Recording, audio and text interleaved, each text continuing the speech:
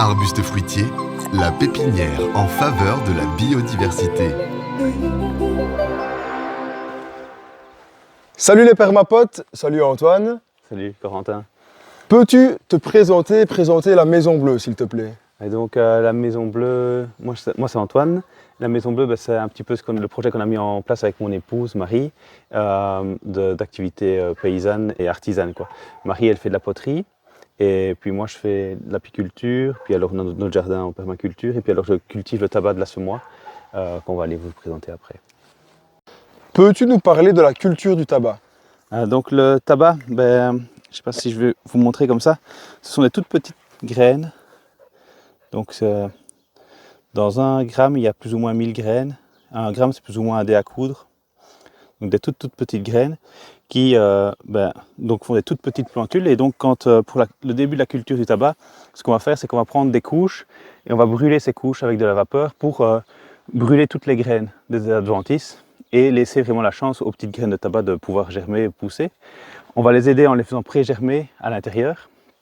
On va faire ça fin mars, début avril, donc il fait encore froid, donc on va les faire pré-germer dans un bocal humide, au chaud, et une fois qu'on voit le germe qui apparaît, on va venir les semer dans la couche, et puis alors on va les couvrir pour les protéger du gel le plus possible.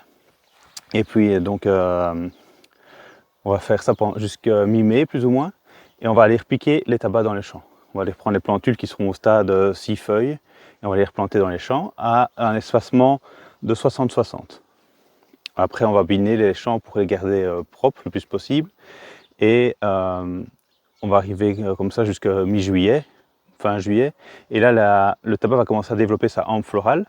La hampe florale, on va venir la couper pour que le tabac concentre son énergie dans les feuilles et avoir des feuilles bien épaisses et bien goûtues.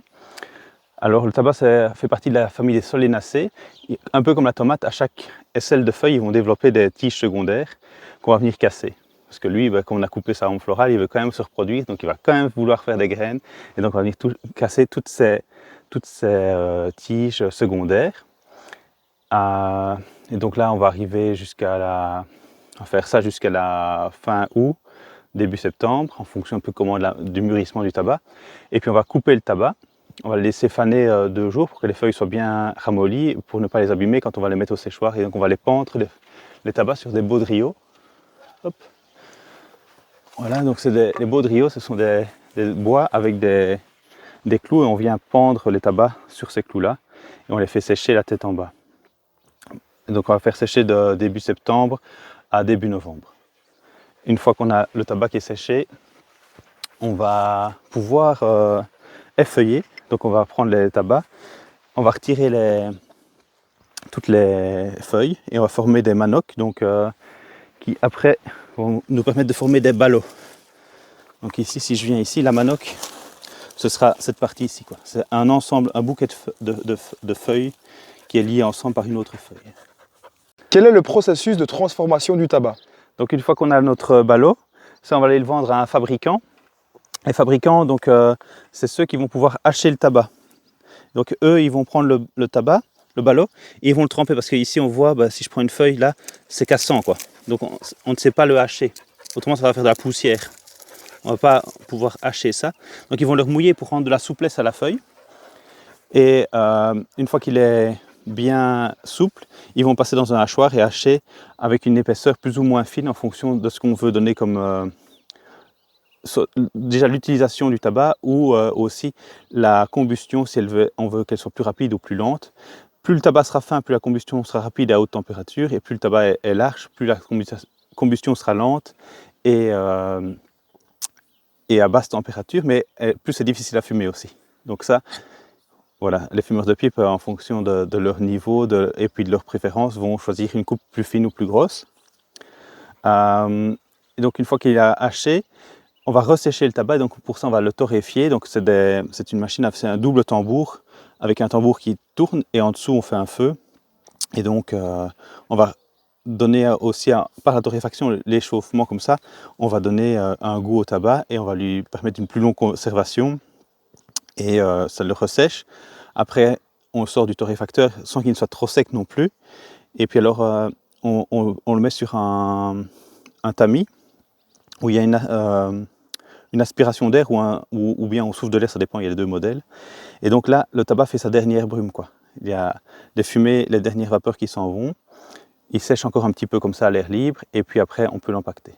Et puis il peut partir pour être fumé dans les pipes des amateurs.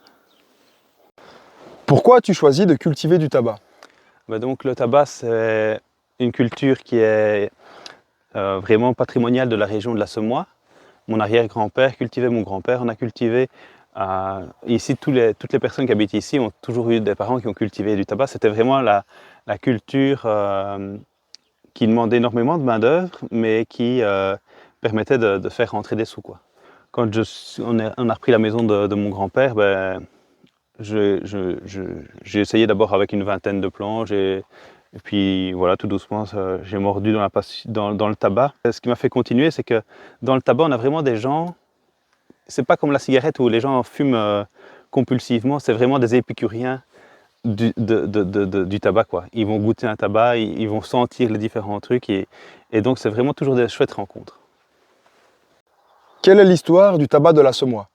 Le tabac de la Semois, donc, c'est un instituteur du village de Cherrières qui a commencé à en planter une fois comme ça pour essayer, pour voir ce que ça allait donner. Puis le tabac avait vraiment un bon goût, donc il en a planté un peu plus l'année d'après. Et puis il a fait goûter ça. Et donc comme le tabac plaisait, ça a pris une importance assez grandissante dans la région. Et donc là, après, toute la vallée de la Semois a été colonisée. Je ne saurais plus dire combien d'hectares il y avait de tabac, mais c'était vraiment énorme, quoi. C'était toute la vallée de la Semois. Partout où les gens pouvaient mettre du tabac, ils mettaient du tabac parce que c'était la plante qui leur permettait de bien vivre. Et donc, il suffit de regarder encore le nombre de séchoirs qui restent au bord de la Semois, qui sont en train de crouler malheureusement, mais c'était vraiment quelque chose d'énorme.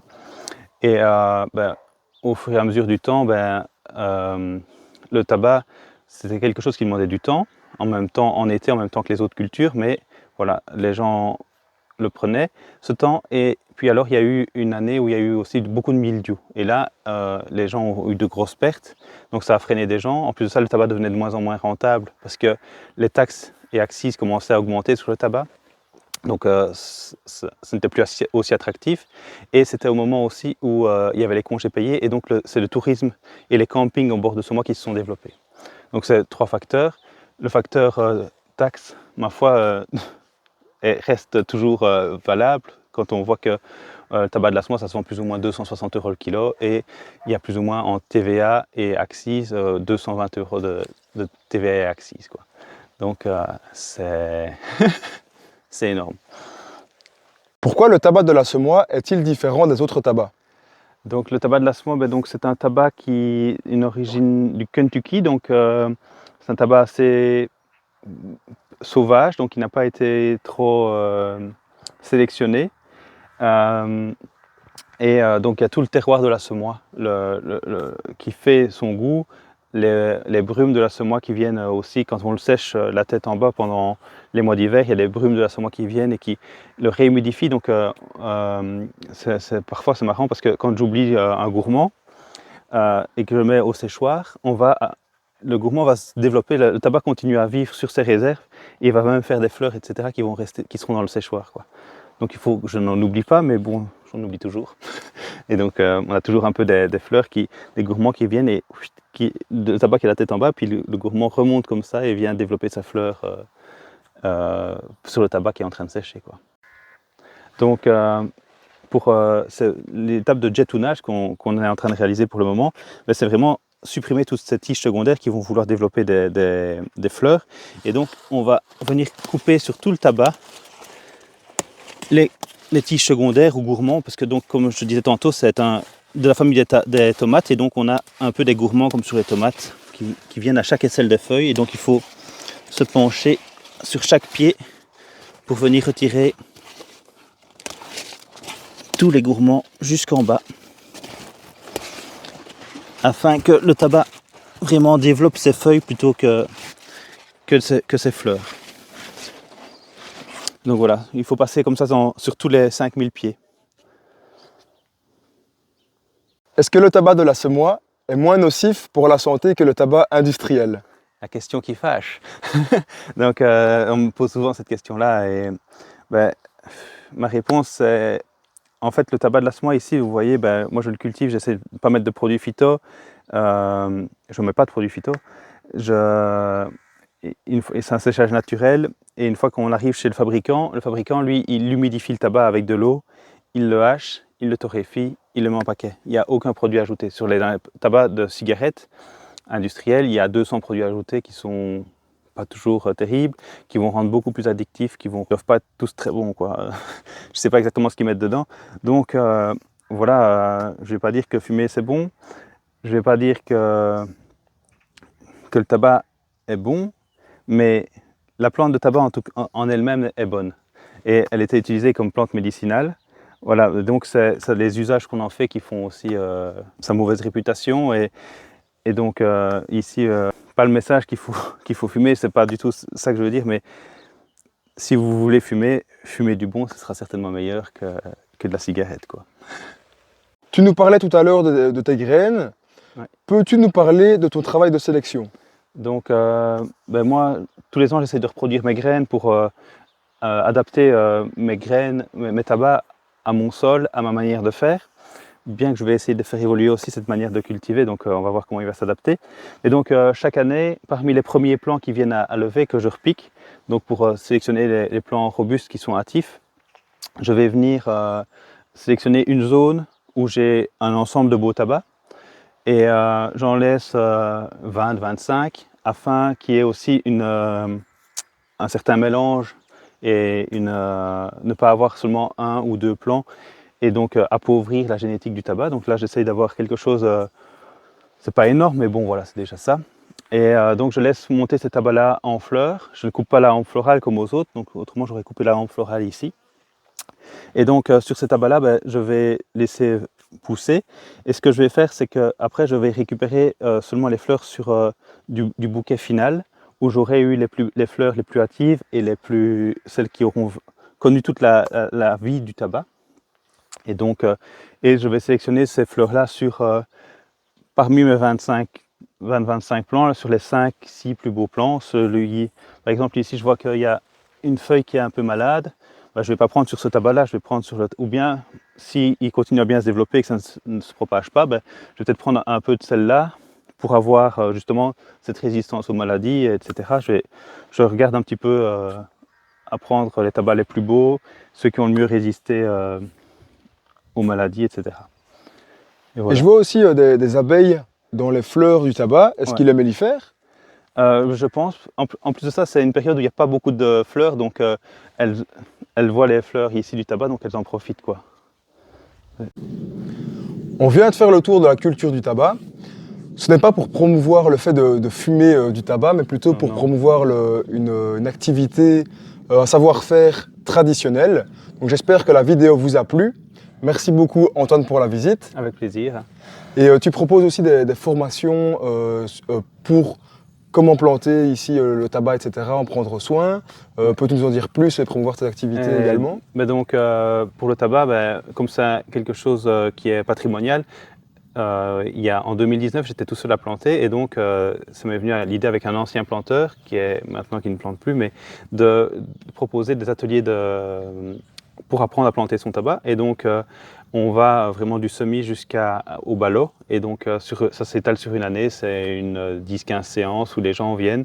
Et alors, je montre les gestes pour le semis, la plantation, l'essimage, le jetonnage, la coupe, la mise au séchoir et puis les feuillages et la mise au ballot, quoi. Donc ça, c'est un stage d'une année. Et puis alors, on organise aussi en poterie des stages de poterie et à la demande aussi des initiations au tournage en poterie. Ok, très bien, donc tip top, on mettra vraiment tous les liens en bas de la vidéo vers les activités de la Maison Bleue. En attendant, n'hésitez pas à lâcher un petit like, à écrire un commentaire et à vous abonner à la chaîne. À bientôt les permapotes. À bientôt.